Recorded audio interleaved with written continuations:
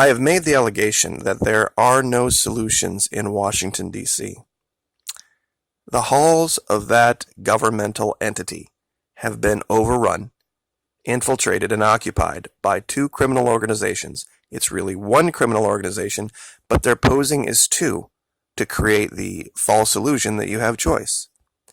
The RNC and the DNC. No one gets into those halls of power without getting rid of their desire to serve their people and bowing the knee to one of those organizations and their interests first. I know many of you support the woman on the screen, and I'm sure that she had good intentions when she started her journey. However, she has learned along the way that there's only going to be one God to serve, and that's going to be the DNC in her case. She will not be allowed to pass through the gates of power unless she gets rid of this silly notion of serving the people of either her state or the United States of America as a whole. And in today's video, I'm going to show you the details of 4 specific points where this is revealed in her history. Now, I would like to ask a favor.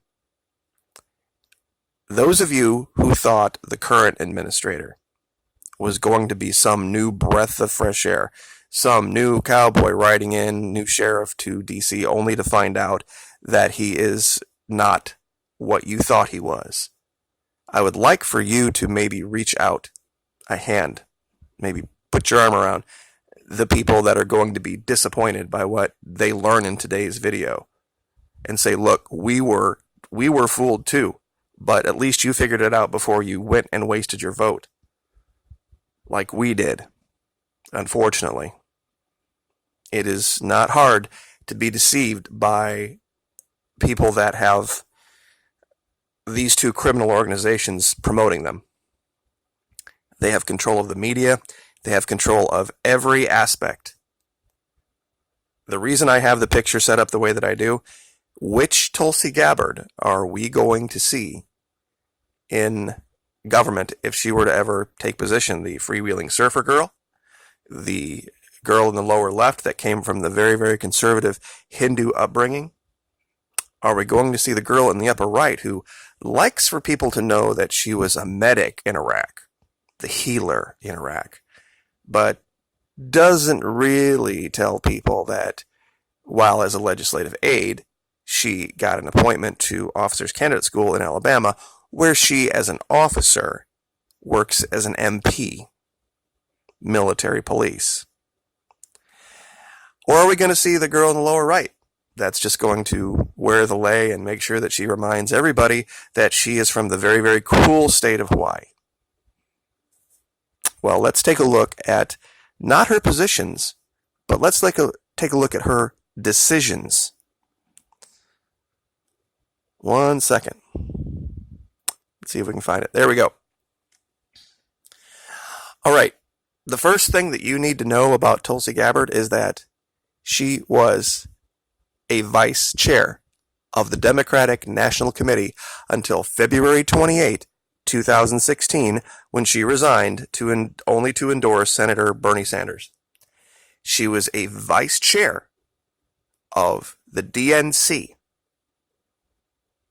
So she was part of that criminal organization for many, many, many years before she decided to rebrand herself as this new breath of fresh air coming into politics.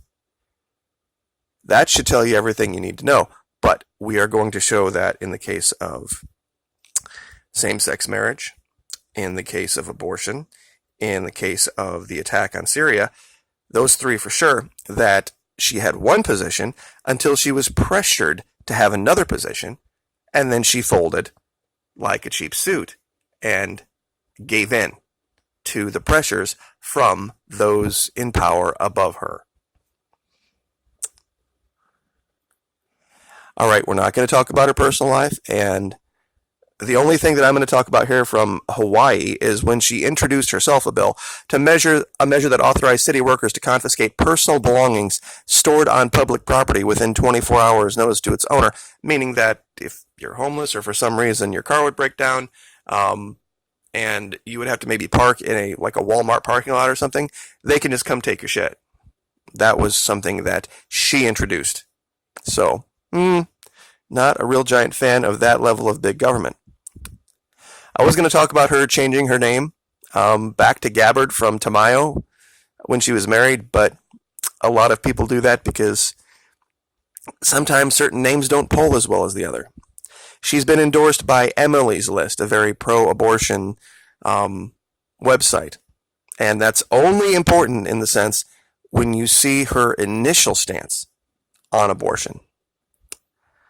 Now, the reason I have these outlined, it shows that in Hawaii, there really is no contest. Only Democratic candidates win. 80.6 to 19.4, 78.7 to 18.6, 77.4 to 22.6, never in a tight race. Now, here, the reason I have this outlined is she had a moment of clarity in 2016.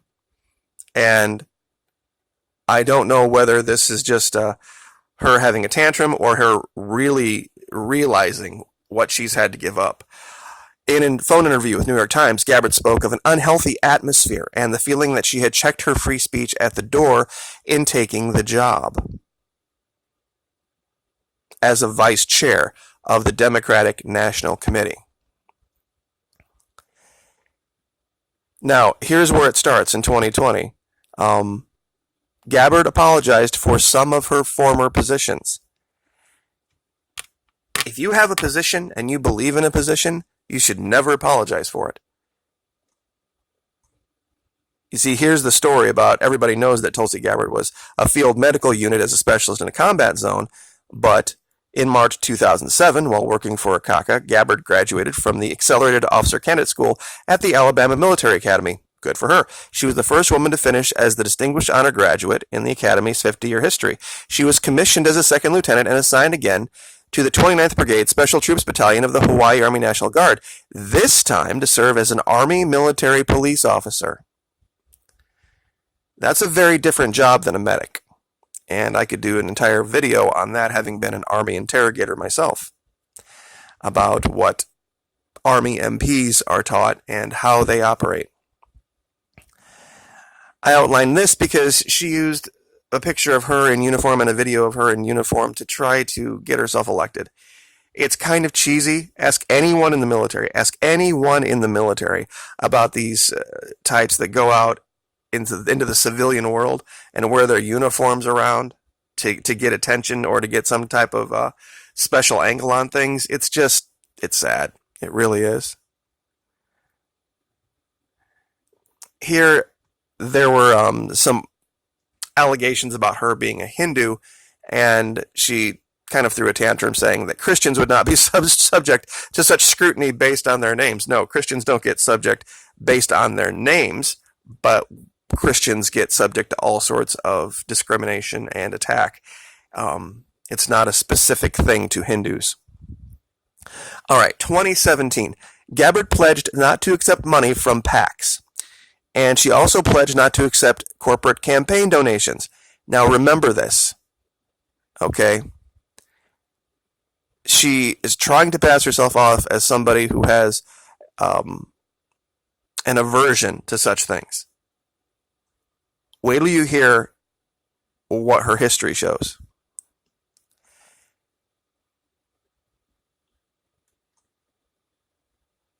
Give me 1 second to find this. March 2015, U.S. relationship with Israel must rise above the political fray as America continues to stand with Israel as her strongest ally. She's pro-Israel. That's going to be a problem for the DNC. Okay, here we go. She called Assad a brutal dictator. In April 2017, after the Khan Shaykhun chemical attack, fake chemical attack that we've all seen the videos of, that didn't happen, that killed at least 74 civilians and injured hundreds more, she called for a UN investigation into the attack and the prosecution of Bashar al-Assad by the International Criminal Court, should he be found responsible. Now pay attention, this is the important part. After Trump ordered the 2017 attack, targeting the Syrian airfield believed to be the source of the attack, Gabbard called the strike reckless and expressed skepticism that Assad was responsible for the attack. Okay, so she's starting to wonder. She's like, wait a minute, we've seen all sorts of evidence that shows that this wasn't the case. Which led to sharp criticism from former DNC committee chairman Howard Dean, as well as the Center for American Progress. President Nir Tandon, another Indian. In February of this year, Gabbard said there was no disputing the fact that Assad had used chemical weapons and other weapons against his people. So, she initially was on board, but then she looked at the evidence and then said, maybe this isn't the case. And then she basically read the riot act by the DNC and someone who's also an Indian, not Howard Dean, but this other Nir Tandon, and then she reverses her position. In a television interview in December 2014, Gabbard said she was conflicted about the report published that week on CIA use of torture in interrogations. If you are conflicted about the use of torture, go look up Abu Ghraib. ABU space GHRAIB. I'll say it again. Abu Ghraib. ABU space GHRAIB. Just search images on Google and that'll tell you everything you need to know. And then after that, tell me if you're conflicted or not. Okay, she's for universal health care. I'm not, but we'll leave that be for now. Gabbard has co-got sponsored bills that would ban, quote unquote, here we go again, assault weapons and institute background checks for all gun purchases. She was one of the few Democratic representatives to vote for the NRA-supported Veterans Second Amendment Protection Act in March 2017, which would have blocked the Department of Veterans Affairs from notifying the National Instant Criminal Background Check System that a veteran was mentally incompetent after determining they are unable to manage their own finances. How many times have we heard the pro-gun folks say, we need more mental health screening? This is what we need. The people are the problem, not the gun. But once again, she shows that in one case she'll say one thing, but in another case she'll do another. Now, here's the part. Remember when I was talking about her being against corporate finance and not take PAC money? LGBT issues. Gabbard previously opposed both civil unions and same-sex marriage. Personally, and the people of Hawaii voted against them. She worked for her father's PAC. She worked for her father's Political Action Committee, the Alliance for Traditional Marriage, to pass a constitutional amendment to protect traditional marriage. Campaigning for her first political office a few years later, she cited her experience with her father's Political Action Committee, which opposed pro-LGBT lawmakers and laws and promoted conversion therapy. Okay, so this was her initial stance. She was for, and she said, quote, try to act as if there is a difference between civil unions and same-sex marriage is dishonest, cowardly, and extremely disrespectful to the people of Hawaii, who have already made overwhelmingly clear our position on this issue. As Democrats, we should be representing the views of the people, not a small number of homosexual extremists. Okay? This was the voice of the people of Hawaii. This is what they said. You don't have to agree with it. You don't have to disagree with it, but that's the people of Hawaii. That's what they wanted. They did not want civil unions. They did not want same-sex marriage. But what does Tulsi Gabbard do? After launching her presidential campaign in January 2019, Gabbard apologized for her past anti-LGBT rights positions and statements, saying that her views had changed as her experience outside of a socially conservative home grew. So instead of standing with the people of her state, instead of standing with her own belief system, she realized she would have no chance of running for president if she stood by her own values. This is the beginning and ending of Tulsi Gabbard. Okay? She is just like every other politician. Reproductive rights. Gabbard supports reproductive rights, meaning she's pro-abortion. She opposed abortion early in her career, but magically, as she worked her way up the DNC, she changed her mind. And she voted against a proposal banning abortion after the 20th week of pregnancy. Personally, I find that aberrant. But the point of showing this is that she believes one thing, says another, does one thing, but then politically will do something else. No difference whatsoever. So the issue with Syria, reproductive rights, gay rights, the idea that she's against PAC money when she worked for her father's PAC, and that she was also a vice chair of the DNC, a criminal organization. I'm sorry, guys, but there's no doubting that she is only a politician. And she's doing a very good job of making people believe that she's something that she's not. And I'll say it again, those of you who got fooled by the current administrator, who have that sick feeling in your stomach that you got played, it's happened to all of us. It's happened to literally everyone. Even though you don't agree with the people that supported Obama, imagine those who voted for him and then saw him become the drone king, killing more people with drones than Bush did. I mean, at that point, it's not a matter about whether you agree with it or whether you don't agree with it. It's that you think you have somebody that aligns with your beliefs until they get there, and then they just do whatever the hell they want. And it's just an unfortunate thing. I don't think this young lady was born evil. I don't think she has malintent toward the people of the United States. I just believe that she has read the writing on the wall. And she knows that she is going to have to choose a master. And that master is going to dictate what she does, regardless of what title she might hold, what her personal positions are, anything, or even what are the positions of the people of her state. Those are all secondary considerations to the desires of her master. That altar in D.C., called the DNC and the RNC. Some have likened it to the beast of two horns, like a he-goat.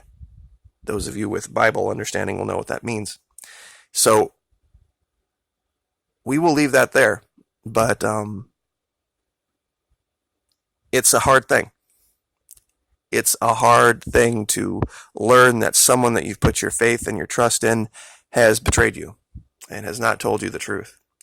But it's happened to all of us.